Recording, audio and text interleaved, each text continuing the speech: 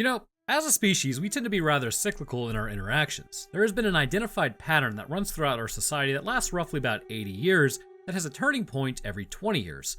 The reason for this is because generational gaps happen when you, say, have the original generation experience a hardship. They will then go on to warn their kids. Then their kids will sort of warn their kids, and by the time it gets to the fourth generation, there's really no warning, which really leads to the fifth generation experiencing a very similar hardship. Quite literally, here's the new boss, same as the old boss. In our effort to make things better, depending on what your actual end goal is, you might actually become the thing that you hate. Shortly after Fedra was dismantled in Kansas City, which, since we are here, everyone is aware that Kansas City resides in both Kansas and Missouri, right? They're the same city, but two separate cities due to the state line that runs down the middle. I had so many questions about this on a short that I did, where people were absolutely livid that I said it was in Kansas. Anyhow, it doesn't matter. After the absolute butchery that took place against the Alphabet Boy organization, which may have been warranted considering the horrendous things that were taking place, but it is easy to just take it a little too far, I guess. So essentially a warlord would come to power, which would result in something being released from underground. So in today's episode, we'll be covering episodes 5 and 6 of The Last of Us and discussing the Bloater, specifically because, good lord, did you see how brutal that end is? I mean, good god, episode 5 was actually kind of lit. But before we start, as always, thank you for your support on this channel, as well as on Roanoke Tales. I had my Donner Pass video over cannibalism and the scenario that took place there start catching some traction as of late, which was pretty cool to see, and I'm very happy that you guys are enjoying that. Should be another video coming out this week on the channel as well, maybe over, I haven't actually looked up the pronunciation yet, but the Dyatlov Pass, I haven't really decided yet either. So anyhow, let's get back to the main video. We open up episode 5 with a party that is, depending on which side of the conflict you're on, would either be super fun, or it's time to leave this section of the country entirely. Surely, some of the Fedra people just straight up noped out of there, and those that were unlucky enough to get caught in the center of the town, well, yeah, they're kind of screwed. As the people go through and they say, collaborators, you'll get a fair trial, somehow I don't think that's going to be the case. Kathleen goes and talks to some of the collaborators in prison. She basically just gloats over them about how they're lucky she's not Fedra, which, yeah, okay, we'll see in about 4 minutes. So as she gets up, she tells her boy toy here to take them out as one dude gives up the information. As Kathleen exits, she rees about how Henry isn't my 7th priority, which, dude, I get it, but, what a terrible leader. Anyways, people first, vendetta second.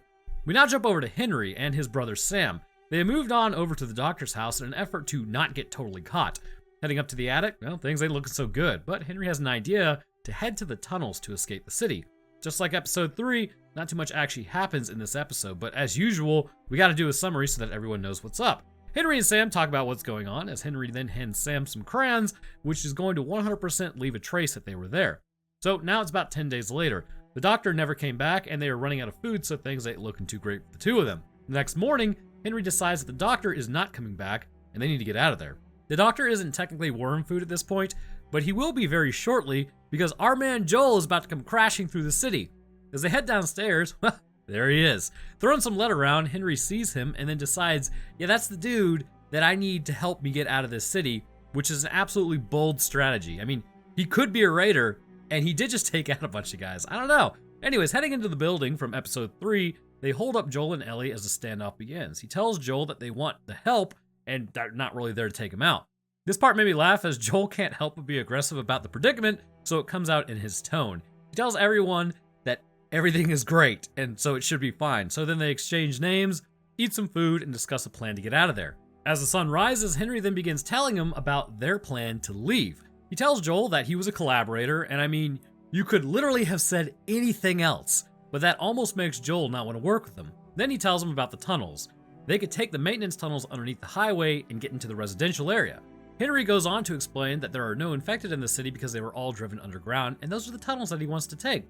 But he knows something that not everybody else knows, and that is there aren't actually any infected left, which does track because their bodies would run out of nutrients, I suppose, and they should desiccate, but the actual reality is it leads to a fungal Big Papa. Henry continues to try to sell him on his plan, but my lord, does he suck at making this idea sound good. Also, I don't know if you caught it, but in this episode, as they run into the building, Joel doubles over for a second to breathe heavily a few times before moving again. Remember that. Heading towards the maintenance tunnel, they open the door as Henry immediately starts yelling about how his plan is good. Arguably a really dumb idea. Nobody has a clue what's actually down there. But They luck out and eventually find what appears to have been a settlement at some point, which may have needed help, but despite it being marked on your map, you monster, you refuse to check it out. Heading inside, the remnants of the outpost are still in pretty good shape. Sam tries to run off through the door, which, I mean, bro, Henry, there's like possibly infected in there.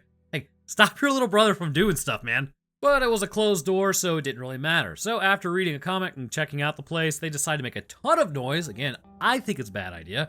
Joel then apologizes to Henry because, people might collaborate to protect people rather than just for selfish reasons.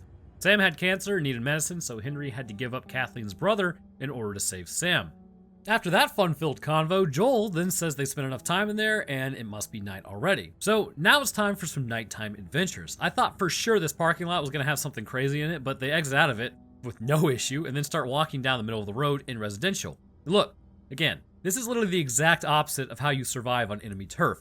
Like, don't get me wrong, I'm not like skulking around, enemy home countries or anything, but I'm pretty sure you're supposed to stick to the shadows as much as possible and use cover and anything, like do anything apart from walking down the middle of the road, talking about what a great plan you had that totally worked and how everyone else are just huge nerds. Because let's say there wasn't some dude in a house about to snipe you. You were literally asking for fate to take you out just by gloating that hard. So, as they take a right, they decide to stay together as Ellie then spills the beans about Wyoming. And yeah, the sniper's still there, by the way. I remember getting annihilated in this spot like 12 times because I was like, oh yeah, sure, I won't get hit because nobody in this game can aim except for this one dude. But he can't aim, so it's all good. Spoiler alert, I know. So Henry panics and then tries to run away before having to run back to the car. Again, you gotta use your brain, man. Joel then heads around to sneak out back to get this dude to stop taking pot shots at them. Successfully getting to the house, he finds the old man up on top and then tells him, we're just passing through. There's no need to be such a turd about this. But being the turd that he is, he tries to go for the force multiplier, which, talk about a high-risk, low-reward scenario. Even with what he just did, he could have just waited. But he went for it, and he got some lead introduced to his dome because of it. But hey, free accurate force multiplier. As Joel jacks that, he hears over the radio that Kathleen tells him that they're almost there. Just then, a truck can be heard approaching as Joel tells them to run. Joel now has become the sniper and starts taking pot shots at the group, and... oh my god, dude. So they start they must have learned from the movie Prometheus because they are just running in a straight line. Don't try to get out of the way or anything, just straight line the whole time. I guarantee you can outrun a car. Quite literally, Galaxy Brain 4000 IQ play. Anyways, so Joel is able to hit the driver as the rest of the squad then shows up and the truck explodes, burning down the house. Henry grabs Ellie as they go and then hide behind a car. Kathleen starts talking to Henry about coming out to save them some time, and Henry says he'll come out if the younglings are okay. In fact, actually, I said the original word, which disables comments, so I had to go back and record that. But then Kathleen's like, no, they're done too, which Kathleen kind of sucks. Anyways, so she's being an absolute tool about all this as Henry walks out, and then a truck sinks into the ground into someone's house. As it does, infected can be heard below as they start pouring out of the new hole made. As the regulars start shuffling in, Ellie makes a break for the car as the resistance starts getting overwhelmed. Ellie gets to the car as a clicker gets in and then starts kind of clicking at her, which this is actually important as I will talk about this specific point here in the science section. But then we get to see the new variant. It's the Bloater, and he's finally made his appearance, and good lord, it is better than I thought it would be. Dude is at least 6.5 feet tall, achievable for a normal human, but even that is pushing it for a species because once you start getting taller, you typically do not have as much mass on you. And this dude is just ripping people apart, grabbing Kathleen's boy toy. It does the whole fingers in the mouth thing before just completely tearing off his... God, it was brutal! Anyways, Henry and Sam are just hanging out underneath the car with a few infected trying to get a bite for lunch as Ellie goes over and starts taking them out. She grabs them as they both run into the chaos before Kathleen finally shows back up, but it's short-lived as she's attacked from the clicker from earlier, and then it goes for her neck and takes her out. And luckily for them, the rest of the infected just sort of turn around and run off with the Bloater back towards the city. So, after that fun time, they stop at a hotel to hold up for the night, and Joel at this point offers for Sam and Henry to come along to Wyoming as Henry tells Sam to go to bed. But as Ellie shows him a comic, he asks her if she's ever been scared, and she says, oh yeah, I'm scared all the time. He then shows her his bite, to which she puts blood on his wound, which, okay, bloodborne pathogen extraordinaire over here. I think a transfusion might work well, but I mean, who knows? Smearing blood on it might do something. Granted, she may know that, and really it's just more of a oh yeah, this'll work, but it's not gonna work at all, just don't tell him. Sam then asks her to stay awake with him, and well, she fell asleep, and when she wakes up, Sam is sitting on the bed. He is completely infected, so the fight spills out into the main room as Joel goes to help, but Henry freaks out, and then it's like, bro, quit swinging that thing around. Anyways, he takes out Sam. Well, obviously that was distressing for him, so he domes himself in the process. Joel then buries both of them as Ellie is distressed about what happened. She walks off as Joel gathers up his stuff, and they begin heading out west. And we now head into episode 6. It starts with reminding you that Henry DC'd early in the game before we see a man carrying some rabbits back to his cabin. Heading inside, his wife is sitting there as she looks over, alerting him that someone else is there. Joel comes out and disarms the man. He asks the hunter if he's seen his brother, and then points to the map. The hunter tells him never go past the river, as something is out there. They don't know who it is, but all they find are the meat suits left over. Joel and Ellie then walk outside as Joel starts having a moment with a fence post. As they continue their walk through the countryside, they finally come across the river and decide to make camp for the night. Joel wraps his shoes for the evening, and I guess because they've walked this far, they're starting to fall apart. Ellie then asks Joel what he wants to do with his life once everything goes back to normal, which it's a lot of hope there. He wants to have a ranch and raise sheep. And Joel then asks Ellie where she's going to go, to which she says the moon. I mean, you know what? Dream big. Joel then says that he'll do both watches and that she needs to go to sleep. And as he wakes up, Ellie is standing guard as Joel is an old man and can't hang anymore.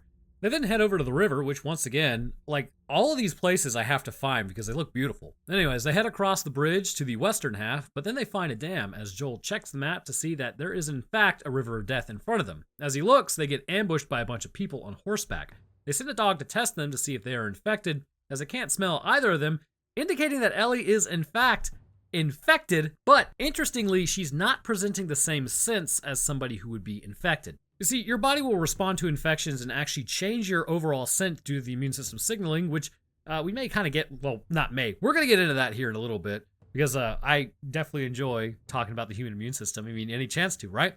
So Joel gets asked his name, and then they take him back to Jackson. He sees Tommy over there just sort of hanging out, and they go and then hug it out. So with the squad grouped back up, they begin talking about what they're even doing out there. Tommy is now with Maria, to which Tommy then gives them a tour of the town. Basically, the whole thing is pretty much a regular town. Unfortunately, though, bad news. They are communists, because I guess it is a commune, which, I mean, might work in smaller groups, but the clock is ticking the larger that town gets. Tommy and Joel go to get a drink, as Tommy then asks about Tess. He is also curious about what Joel is doing with the youngling. Tommy then tells them the Fireflies are down in Eastern Colorado University, but it's totally screwed between here and there, which we'll find out is just a complete lie. Tommy then tells Joel that he's going to be a father, so he has to be more careful. Joel's acting like a real punk about all this, and then goes and has a mild heart attack next to a pole, and then sees a woman similar to his daughter. I don't know, maybe heart inflammation? We'll figure it out. Ellie then heads over to Maria's. As she goes in, Ellie is then given an eggplant coat, and Maria trims Ellie's hair. They have a nice conversation about how both Tommy and Joel are just completely horrible people, very lively, as then they go to a movie. Okay, so Joel is working on his shoe, and I'm kind of wondering if maybe he stepped on something like tinnitus. Is that what's seeping in? But Tommy then comes to talk to him. Joel tells Tommy that Ellie is actually immune to the infection. He starts telling Tommy everything from the beginning as Ellie makes her way back to where Joel is. Joel is getting concerned that he might get her taken out because he's afraid. He says the fear is coming out of nowhere. Okay, so maybe now it sounds like stress and fear causing fibrillation of the heart, which is definitely possible. Cortisol can definitely cause that. Joel asks Tommy to take her to where she needs to go because he's too weak. Tommy then reluctantly agrees as they part ways. Tommy returns back to Maria as Joel then heads back to the house to talk to Ellie. She's already reading a diary as Ellie then asks why Joel is still there if he's trying to ditch her. Ellie then brings up Sarah, which hurts Joel's fifis. I guess I'm sorry. It was just a really dramatic episode. That's all I can say about it. Anyways, so Joel's like, oh yeah, that's right, I'm not your dad, yada yada yada. And then at dawn, he says, we'll go our separate ways, as he runs away slamming the door crying. Okay, actually I didn't make up that last part. He actually does cry later. I mean, he's thinking about his daughter, so I guess that does make sense. So the next morning is here. Ellie is ready to rock as Tommy goes to take her to Eastern Colorado University. As they head to the horses, Joel is still standing out there. He came to steal a horse like 30 minutes ago, but kept standing there. He tells Ellie that she deserves a choice, which she chooses to go with Joel. So Tommy is off the hook, and then they both head to the university. Tommy and Joel hug it out once more as Joel borrows Tommy's force multiplier, and they head through the gate. Again, I was under the impression that the route that they had to go was completely screwed, but I don't think they ran into like one infected. So along the way, They stop as Joel teaches Ellie how to actually aim, and then 5 days later, they finally make it to the university with no issue. They then head towards the middle of the university, as that would probably be safer, for reasons, and they start talking about college being about partying and finding yourself, which, yes, technically it is. You do want to get an education if you do choose to go to college, but always remember, the trades are open, and we need people in the trades, and the trades actually pay extremely well. Ellie then laughs at Joel about wanting to be a singer, which, I mean, just crush his dreams, why don't you? And as they move through, the monkeys that were originally there to be experimented on have pretty much colonized the area. They then find the firefly symbol on the biomedical building. Walking up, well, everything is completely abandoned, so that's not ideal. As they head inside, they find evidence that there were definitely doctors and scientists in there, but they packed up in a hurry and left. As they talk, they hear something break in the upper floors. Then going upstairs, they go into a room and find more monkeys. Me AF whenever anybody would come into my lab. But luckily for them, they found a map that does show where they may have possibly gone. So they appear to need to head to Salt Lake City, Utah, but while talking, they also start hearing humans talking. Looking outside, a group of men have come into the area, only carrying bats. As Joel and Ellie slip out the back, one guy finds them and begins an attack and breaks his bat on the tree, which, that was really stupid, dude. Like, okay, look, I'm just gonna freestyle it for a moment here. How do you know that they're dangerous, and why do those people think that you're dangerous? And then why would you break your only, like, ability to counter anybody? Why not aim the bat? I don't know. It just, the whole thing is like, well, why did you do that? So Joel grabs him and appears to sever his cervical spine area, which is odd because once that happens, you're not moving your arms around or anything, but the dude tries to throw up his arms. I'm pretty sure you just go limp. But after this fight, Joel looks down and realizes that he's been hit in the side with a broken bat. So this is just for your information. I know it's going to go against everything that you feel you should do at that moment, but whenever you're like stabbed with anything, do not, under any circumstance, remove it. Because what happens is when you do remove something like that, let's say it was blocking a large blood vessel, or it was literally creating enough suction in an area to close up something. Once you open that, everything flows freely. So rather than having a minor leak from like a large artery or anything like that, when you remove something like that, you're just allowing blood to flow. So yeah, you're gonna wanna keep anything that you get stabbed with in your body until you can go get help. Now, granted, he's not gonna go get help anywhere because they're just out there alone, but it may have been better to like wait just a little bit, get on the horse and then go. But anyway, so Ellie helps him up on the horse as the rest of the group gives chase. They're able to get out of there just in time. As they ride along, though, Joel passes out from blood loss. See? You can't do that. Anyways, Ellie has a proper freak out because if Joel has done so, then she's basically screwed as well. So it's not an ideal situation. But that wraps up the end of this episode as it pans out. As, I don't know, they're trying to make us think Joel's like not going to survive this. Like, of course he is. Anyways, we got to get a Joel in one later. That's what we're really waiting for. So I see two things that we need to discuss. And, okay, actually, we have several things. So let's get into the actual science behind these episodes. What is going on internally for those infected? Why Ellie's blood didn't magically work. And of course, the bloater. And I got those all switched around because we're actually talking about the bloater first. So starting with the bloater, because I know we all want to hear about how that body would even remotely be twisted into that. Well, back in the day, I did an episode over this that was demonetized 4 times in a row. And I slightly mentioned it in the last episode, but let's get into like a little further depth. The first thing we see with the bloater is it's much larger than the infected around it, by like 12 to 18 inches in height, or 30.5 to 45.7 centimeters. Now, once again, I do have to say that this is obtainable by normal human anatomical metrics. On the larger side, Homo sapiens can run anywhere from 6 to 7 feet tall, or around 182.8 to 213.3 centimeters tall.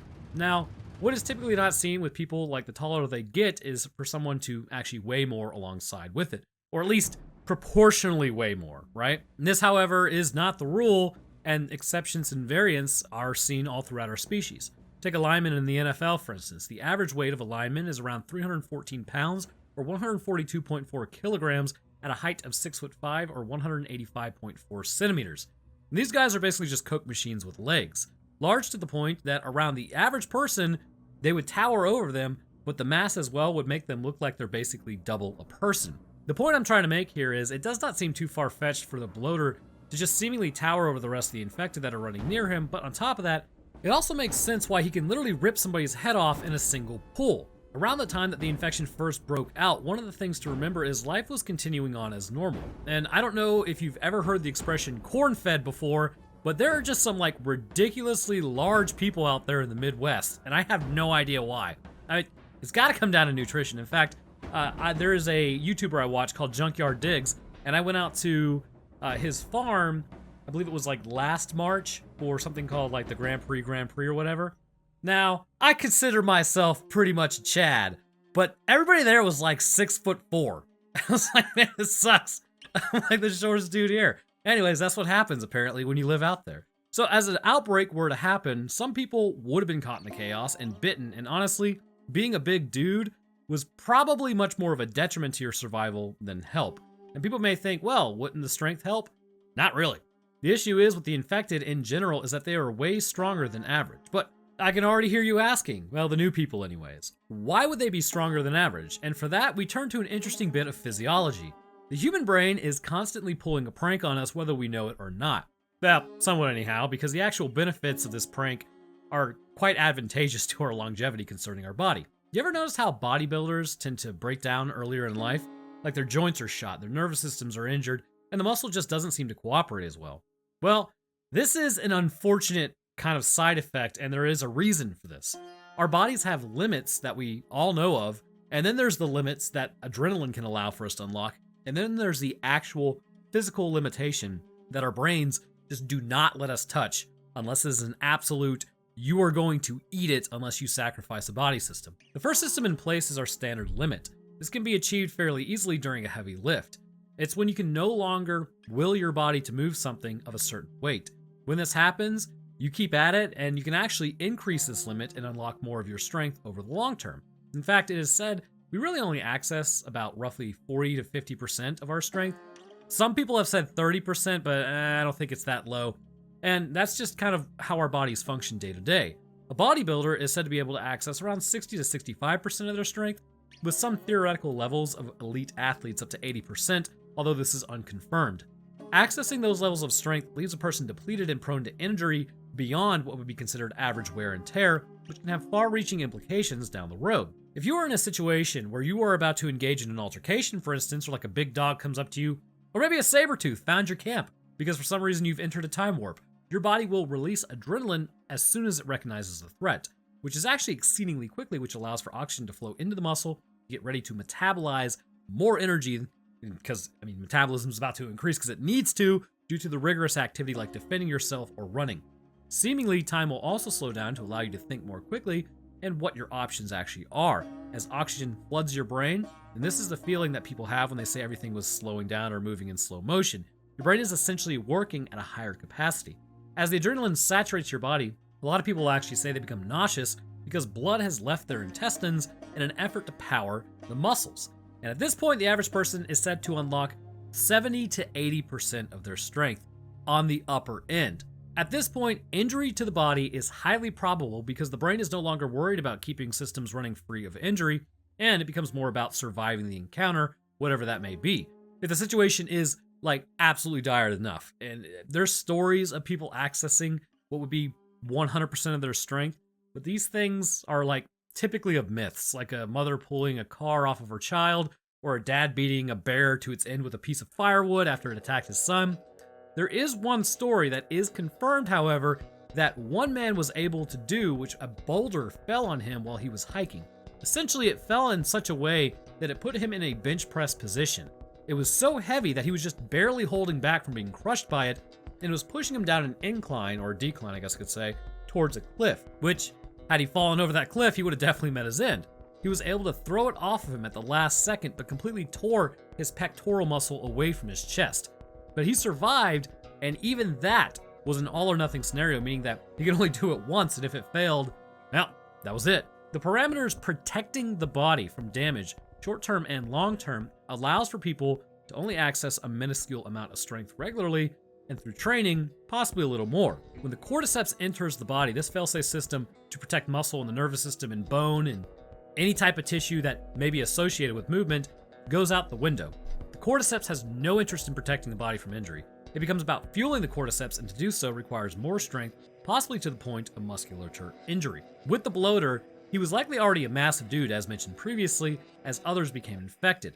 Then, the strength he had may have matched someone much smaller than himself, but it would have done very little to help him as he was likely overwhelmed by a lot of people. So, just like how Kathleen was overwhelmed by a youngling, and thank God because her character was mid, I know, I'm connecting with Gen Z. The strength is shown quite readily in how smaller infected can easily overwhelm larger uninfected. And it's also possible that he may have been infected like most others and just actually ate something that was contaminated, and as a result, he was in the first wave of infections.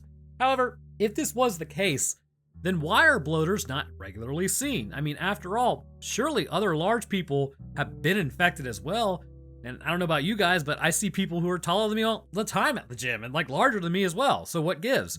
I believe for the bloater to specifically come out, some very distinct set of circumstances must be fulfilled. First, one of the things mentioned the most is if Joel noticed that there were no infected on the surface, right? It is unknown how exactly Fedra was able to apparently drive them underground, but as a result, they were able to seal them down there and make it a whole lot of not their problem. But it seems rather odd, doesn't it? If you were down there for so long, and I'm talking years at this time, why didn't they desiccate like they do on the surface? It seems the infected, if in a warm, moist environment, can remain functional, but may even enter a state of hibernation to conserve energy. While the tunnels of Kansas City are probably not like the most warm in the world, geothermal heat, much like in cave systems, likely kept the area around 50 to 65 degrees, and likely there was a higher level of humidity not just from all the bodies trapped in there, but groundwater as well. And judging by what we have seen on the surface in episode 2, it's pretty obvious that these infected will link up with one another through the mycelium, which likely helps to share nutrients amongst the group. While the infected were sealed in there are actually probably desiccated bodies somewhere, and then there's those that survived. And likely, the ones that survived would have been more towards the center with the bloater, likely being the center. But it's interesting, isn't it? As this sort of supports the idea earlier that the infected may have been like neurologically linked to one another, and the bloater appears to be the one leading the horde. When he roars and takes off towards the city, rather than just scattering in all different directions because they're looking, for more food, the rest actually followed him, and probably also left behind resistance members that they were snacking on. This indicates that there is in fact a hierarchy in the infected, and not like every infected for themselves sort of deal, which actually I do look forward to seeing them expand in the future because the game didn't really hint at this possibility, so it seems to be something new that the producers of this show might be doing. But if that is in fact the case and there is a leader of the infected, that means it may work as a sort of local warlord, and I mean, where would this idea come from? And I think it's predicated on the idea that I've had for a while, because I'm biased about that, is that the fungus isn't purely parasitic, and this may be kind of a quasi-symbiotic relationship. Old human traits are still to be found, and in this case, behaviorally turning to the larger kind of creature to be the leader, that's a very real human thing to do if you didn't know. A lot of world leaders are actually taller than normal and have beat out other qualified short kings. What a world. But that's the point.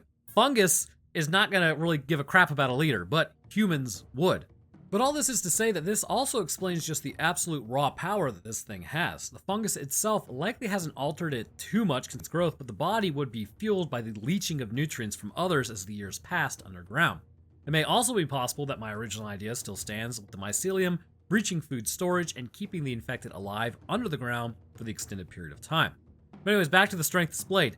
At the bloater's core, it was likely strong enough to do this to a human anyways, but now with no filter to tone down the strength that it has at its disposal, by reaching into the roof of the mouth and yanking, it can quite literally separate spine, muscle, and bone. And I gotta say, that sounds like a incredibly unpleasant way to go. But now moving on to Ellie, because it's time to discuss that sweet, sweet immune system.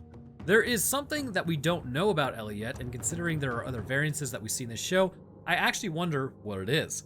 So there was this cool hypothesis, and then there was this totally lame, uninspired canon. Guess which one I like? The cool hypothesis is that Ellie's immune system is somehow different from regular people's in one way or another, which honestly does happen. Genetic variants exist so that our immune systems can also be varied in their response and what they can deal with. If we all have the same immunities, same responses to a pathogen, and same patterns, all it would do is take like one thing to evolve outside of that response to end up wiping out a whole species. So because our immune systems, at least concerning people, they're more of jack of all trades sort of deal, this has allowed for us to typically survive an outbreak of disease. Now, this by no means indicates it's a pleasant experience. Just because you survive the outbreak of something doesn't mean the people you care about do, or that you escape disfigurement as a result. Bubonic plague, for instance, left people typically with a massive amount of luck, and those who had an altered immune system, such as with the Delta 32 allele mutation, but did disfigure them with pockmarks for the rest of their life. But just for your information, the Delta 32 allele mutation actually has a specific receptor forming underneath the cellular membrane rather than being exposed, which allowed for their bodies to deal with Yersinia pestis more effectively than those who lacked this mutation. Now, the main issue is that there is a standard pathogenesis in which the disease develops, and then there are developed ways in which our bodies respond. Typically, the balance is you do not want it to be too aggressive, but you also need a strong enough response to the pathogen, otherwise it could wreck your body. Most people find themselves in the middle because through natural selection, that has been the most effective strategy. However, with that said, random mutations in DNA of people is happening like right now. These mutations can induce things that are beneficial, and they can introduce things that basically just totally wreck your family's line's hot streak, resulting in you expiring before you can have children. This may be what happened with Ellie, as she is able to survive the infection by the cordyceps, but there is a caveat to all this, and that is her body may have just had like a mutated form of cordyceps, which again, that is the canon. However, I see one glaring issue with this, and that's how the infected respond to her. The infected do not appear to want to eat one another as seen with Tess, which means there is a scent that your body gives off once you are infected with the cordyceps, which the infected use to delineate who is dinner and who is a fun guy. Anyways, this was confirmed when they used dogs to smell out the infected, and this is a very real thing in animals. When a person or animal in general is sick, their bodies will smell different as a result. And this could be due to things like higher cortisol levels, hormone signaling to increase inflammation, bad breath forming from bacterial infections trapped in the increased mucus production, and an increase in sweat, which also increases your body odor noticeably. Go take a shower. The point is, infection absolutely makes you smell different. So then, what's up with Ellie? Ellie appears to not only be indiscernible as infected by others who are infected, considering she's chased down typically, but also dogs cannot pick up her scent. So for that, we also need to turn back to what the test with the neck light does. When they hit someone's neck, it's clear a blood sample is being taken because they actually get a prick in the neck because of the way everybody responds. Ellie tests positive when she's tested, just like everyone else. The difference is their body, when they have the cordyceps, it continues to spread and take them over. So then, is the body being tested for the fungus, or is it being tested for antibodies? And I believe it to be the latter over the former. Antibodies are a protein made by a plasma cell in response to an antigen. An antigen is a substance that causes the body to make an immune response against that substance. Basically, if it originates from outside the body does not want it there. Antibodies will then bind to one specific antigen with the purpose of destroying it or helping the body to identify it so that it can destroy it. Because of this, Ellie's antibodies must in some way be subduing the actual fungal infection in a way that does not also trip the immunological scent test, but at the same time, it has to attack the fungus. And I believe what we're seeing here is a response from an altered immune system in some respects that may have just naturally had a more targeted approach when dealing with the cordyceps. This is why nothing can identify her by smell, but she still comes up positive when the tests are run on her. Likely upon initially infected, she would have tripped a scent test when it came to like a dog or even tricked an infected, but as her body subdued the fungus and stopped its spread, it was kept in place. And as the body was continuing to make antibodies, it was able to continuously do this. Because of it being under the skin, it is still there as the body continues to sort of kind of have a standoff with it. In fact, a similar idea can be applied to, say, like HSV1 or HSV2. You will always, at least until CRISPR finally comes into its own, we can get rid of it out of the actual, nervous system. You will always have HSV1 or HSV2. Antibodies will always be in you trying to fight that. It's just you kind of coexist is the best way to think about it. But to be honest with you, again, once CRISPR comes out, annihilate it because it doesn't need to be there. So it may be due to like the possible symbiotic nature of the fungus, not HSV. And it is kind of comfortable where it's at, and it may be calming the local immune system, or because of the long exposure time, the body's just sort of gotten used to it. It's kind of unknown at this point which it may be. But the ironic part of this might be, however, that when it came to Sam, with Ellie's actual blood, he may have been cured. The problem is, after a bite like that with enough time having passed, platelets would have already covered up the wound, preventing Ellie's blood from really getting into the wound. And even then, her smearing blood on a wound would likely not have been enough antibody support to subdue the fungus. The transfusion is what might have worked had they had the same blood type, and it may have been way more effective. It may have even bought his body enough time for it to form its own antibodies to the fungus. Because something you need to remember about our immune systems is because of the randomness of infections, our bodies do the same thing and create random antigen receptors by a rearrangement of immunoglobulins and TCR genes. This means that somewhere in the body an actual response to the infection does exist. The adaptive immunity was given enough time to deal with the infection. They may just have like the typical response and be able to keep the infection at bay. But the issue is time. The infection spreads just within a few hours to completely take over your body and will likely then subdue the communication pathways of the immune system, rendering them ineffective. The infusion of her own blood laden with the antibodies might have prevented Sam from turning, but there would still likely be an issue of, what if the blood wasn't compatible? However, I think given the same choice, I would have probably taken my chances. But anyhow, I want to thank you guys for watching. If you enjoyed, then leaving a like is always appreciated. And subscribing is a great way to stay up to date on when I post. I'll drop my Twitter, Discord, Patreon, Roanoke Tales channel link in the description, and for all those interested, it'd be cool if you check it out. And speaking of patrons, though, I'd like to thank mine real quick. First, huge thank you to our astronaut Wesley A. Weaver Jr. Thanks, man. I'd also like to thank our astrophysicist, Death Dancer, as well as our scientists, Countryside Limbo, Lacune, and Logan Satomi. And the rest of my patrons, I thank you guys as well. Your help goes a long way towards keeping everything running and is also greatly appreciated. Alright, so that's going to do it for me. I hope everyone enjoyed. I'll see y'all in the next one.